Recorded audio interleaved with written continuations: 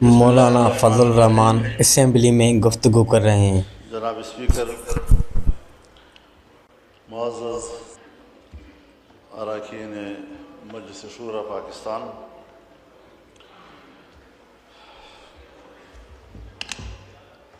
Parliament ایک ایسا forum ہے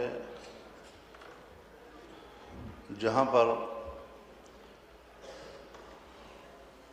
ہم باہمی بیٹھ کر کچھ معاملات مشاورت کے ساتھ طے کرتے ہیں، اور جب ہم کہتے ہیں کہ نبوت مکمل ہو چکی ہے، وحی مکمل ہو چکی ہے، اور اللہ رب العزت فرماتے ہیں الیوم اکملت لکم دینکم واتممت علیکم نعمتی، میں نے اپنا دین تم پر مکمل کر دیا ہے اور اپنی نعمت تم پر تمام کر دی ہے۔ اس کے بعد ایک ہی چیز قیامت تک کے لیے زندہ ہے، اور وہ ہے شورا، کہ اگر کوئی ایسی نئی چیز آئے، نیا مسئلہ سامنے آئے، تو اس پر قیامت تک مشورے کا راستہ کھلا رہے گا۔ اور جب مشورے کا تصور آتا ہے تو پھر وہاں ظاہر ہے جی کہ اس میں اجتہاد بھی ہوتا ہے، رائے بھی بنائی جاتی ہے، اور جب ہمارا ملک مشترک ہے، ہمارے ملک کا آئین ہمارا مشترک ہے، قانون ہمارا مشترک ہے، اور آئین و قانون کا احترام ہم سب کے اوپر برابر کا، یعنی ایک اس کا احترام واجب ہے، تو یہ اچھی بات ہوتی ہے کہ کوئی آئینی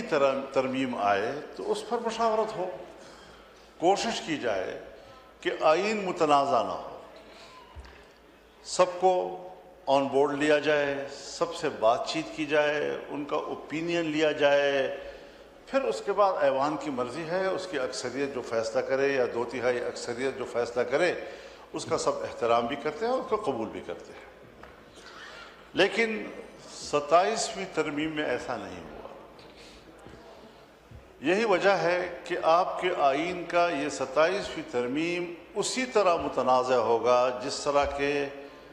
18ویں ترمیم سے پہلے کی ترامیم کسی نہ کسی حوالے سے متنازع تھیں، اور آئین کے متفقہ ٹائٹل کے اوپر یہ ایک زخم تصور کیا جائے گا، ایک خراش تصور کیا جائے گا کہ یک طرفہ طور پر ایسا کیوں کیا گیا۔ دیکھیے، سن 1973 میں مولانا فضل الرحمان پارلیمنٹ میں گفتگو کر رہے ہیں۔ ان کا کہنا تھا کہ یہ جو آپ نے آئینی ترامیم لے کر آئے ہیں یہ کوئی طریقہ کار نہیں ہے، ایسے ہونا تو ایسا چاہیے تھا کہ پارلیمنٹ میں آتا، بحث ہوتی، اس کے بعد جو اسمبلی اکثریت سے فیصلہ کرتی وہ سب کو قبول ہوتا، پر ایسا نہیں ہوا، اور یہ جو 27ویں ترمیم پاس کی گئی ہے اس کی کوئی ویلیو نہیں ہے، جیسے 18ویں ترمیم سے پہلے جتنی بھی ایک متفقہ آئین ترامیم تھی وہ متنازع تھی۔ ہم نے 18ویں ترمیم میں بھی یہی مظاہرہ دیکھا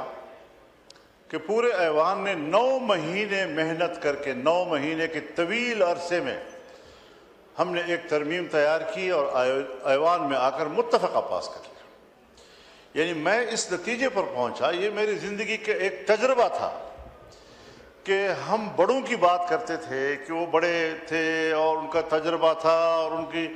بالغ نظری تھی، اور وہ کس طریقے سے آپس میں بیٹھ کر اختلافات کو سامنے رکھتے ہوئے مسائل کو حل کرتے تھے۔ لیکن جب 18ویں ترمیم 9 مہینے کے محنت کے بعد ہم نے تیار کی تو یہ اندازہ لگ گیا کہ الحمدللہ آج بھی دنیا کوئی گئی گزری نہیں ہے، اور آج بھی ہمارے پارلیمنٹ اور ان کی پارٹیاں، ان کی قیادت کے اندر یہ صلاحیت موجود ہے کہ وہ باوجود اپنے اپنے منشور کے، اختلاف رائے کے، وہ ایک اتفاق رائے پہ پہنچ سکتے ہیں۔ لیکن جب 26ویں ترمیم آئی، ٹھیک ہے ہمارے پی ٹی آئی کے دوست براہ راست اس میں شریک نہ ہوئے، لیکن وہ رابطے میں رہے، اور جو بھی ڈیولپمنٹس ہوتی تھی JUI اور گورنمنٹ کے درمیان ہم اس سے ان کو آگاہ کرتے تھے، ان کی رائے لیتے تھے، ان کی تحفظات نوٹ کرتے تھے، ان کا اختلاف رائے نوٹ کرتے تھے، پھر آپ کے سامنے ہم رکھتے تھے، اور 1 مہینہ 1 ہفتے کے اندر ہم نے اس پر ایک اتفاق رائے حاصل کر لیا اور ایک قانون بن گیا، آئینی ترمیم ہو گئی۔ لیکن 27ویں ترمیم کے اوپر یہ جو جمہوریت کا ایک حق ہے، یہ جو پارلیمان کی ایک شائستگی ہے، وہ اس کے تقاضے پورے نہیں ہو سکے، اور یہی وجہ ہے کہ آج قوم مطمئن نہیں ہے اس کے بارے میں، اس حوالے سے اطمینان موجود نہیں ہے، نہیں کسی کو اعتماد میں لینے کی کوشش کی گئی۔ تو سب سے پہلی بات تو یہ ہے کہ شعوری طور پر ایسا کیوں کیا گیا، اور کیوں قوم کو یہ موقع فراہم کیا گیا کہ وہ آئین کے اوپر انگلی رکھے کہ آئین کا یہ حصہ مولانا فضل الرحمان کا کہنا تھا آئین پر جو جمہوریت کا حق ہے، جو تقاضے ہیں وہ پورے نہیں کیے گئے۔ وہاں پر ہم نے کچھ ترامیم پیش کی تھی، سود کے حوالے سے بھی اسی طریقے سے ہم نے شرعی عدالت کو طاقتور بنانے کا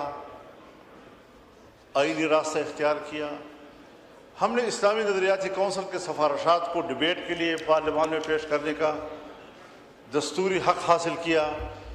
1 سال سے زیادہ عرصہ گزرنے کے باوجود اس وقت تک اسلامی نظریاتی کونسل کی ایک سفارش بھی ڈیبیٹ کے لیے پیش نہیں ہو سکی۔ معنی یہ ہے کہ کیا وہ سب کچھ دفع الوقتی تھا؟ اس وقت مجبوری تھی، کچھ حاصل کرنا تھا تو اس میں جو چیز آئے آپ قبول کرتے چلے جائیں؟ یہ چیز میرے خیال میں سیاسی لحاظ سے بڑے بونے پن کا مظاہرہ ہے، اس طریقے سے سوچنا کہ جی بس ٹھیک ہے ڈنگ ٹپاؤ اور بات مانو اور آگے پھر اس کے بعد جی ایک قانون بنا دینی مدارس کے حوالے سے اور سوسائٹی ایکٹ کے تحت رجسٹریشن کے حوالے سے۔ دوسرا، ابھی تک اس حوالے سے کوئی رجسٹریشن نہیں ہو رہی، بلکہ یہ سب گواہ ہیں، پورا ایوان گواہ ہے کہ جب قانون پاس ہوا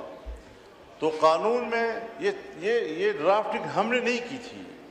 یہ ڈرافٹنگ گورنمنٹ نے کی تھی۔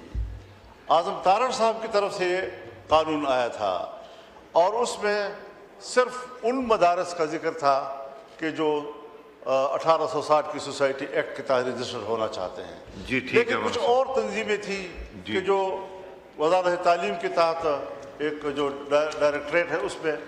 اس کو ضمناً ایک اختیار دیا گیا۔ جی ٹھیک آج ہے، ہمارے ڈپٹی کمشنرز،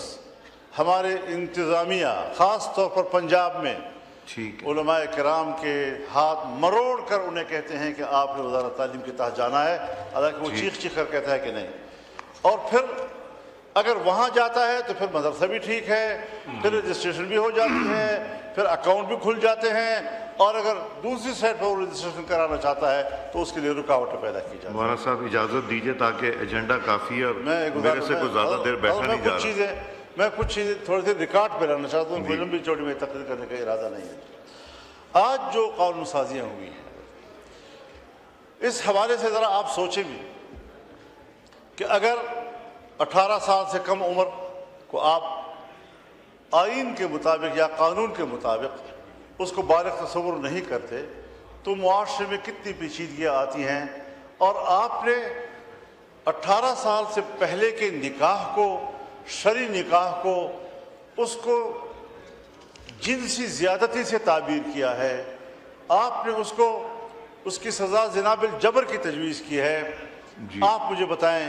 کہ ایک طرف آپ ان کو جنسی زیادتی بھی کہیں، ایک طرف آپ ان کو زنا بالجبر سے بھی تعبیر کریں، اور دوسری طرف آپ یہ بھی کہیں کہ اگر بچے پیدا ہو گئے تو وہ جائز ہوں گے اور اس کی کفارت۔ مولانا صاحب ایجنڈا بہت بڑا ہے، پلیز تو ایک تو یہ مہربانی کیجئے وائنڈ اپ کر لیں۔ دوسری چیزیں جو ٹرانسجینڈر کے حوالے سے ہیں، حضرت یہ چیزیں اسلامی نظریاتی کونسل مسترد کر چکی ہے، جی شرعی عدالت مسترد کر چکی ہے۔ جب ہمارے وہ ادارے جس کی حیثیت یا عدالت کی ہے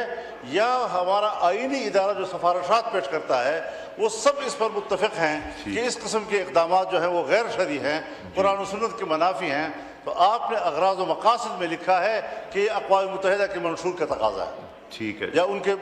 مطالبات کا تقاضا ہے۔ کیا آپ نے اقوام متحدہ کے منشور اور اس کے آئین اور انسانی حقوق کا حلف اٹھایا ہے، یا آپ نے اس آئین کا حلف اٹھایا ہے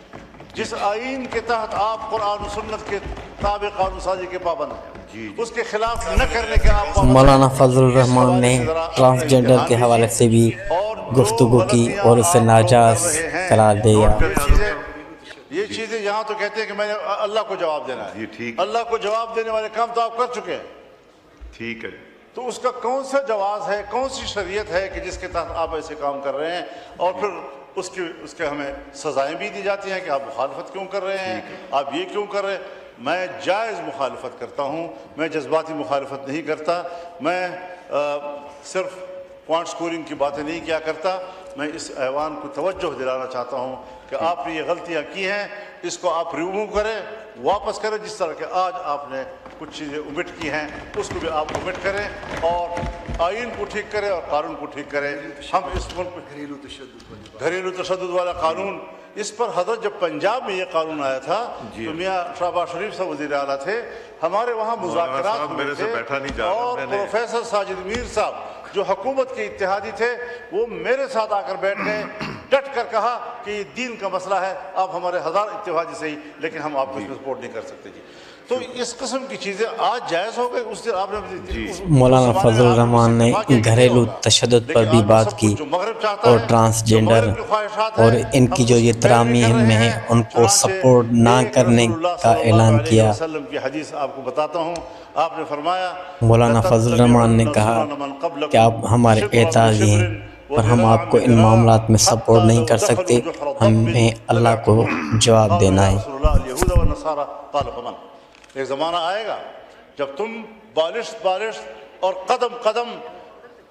پچھلی امتوں کی پیروی اس طرح کرو گے کہ اگر وہ گوہ کی غار میں گھسنے لگے تو آپ وہاں بھی ان کی پیچھے پیروی کرتے رہیں گے۔ صحابہ کرام نے عرض کیا یا رسول اللہ ہم یہود و نصارہ کی پیروی کریں گے؟ آپ نے فرمایا پھر اور کون ہو سکتے ہیں؟ آج آپ مغرب یہود و نصارہ کی پیروی کرتے نظر آ رہے ہیں، اور یہ مسلمان قوم 25 کروڑ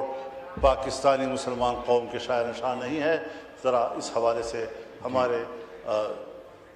چہرے کو خدا کے سامنے پیش ہونے کے قابل بنا دیں۔ Deputy prime minister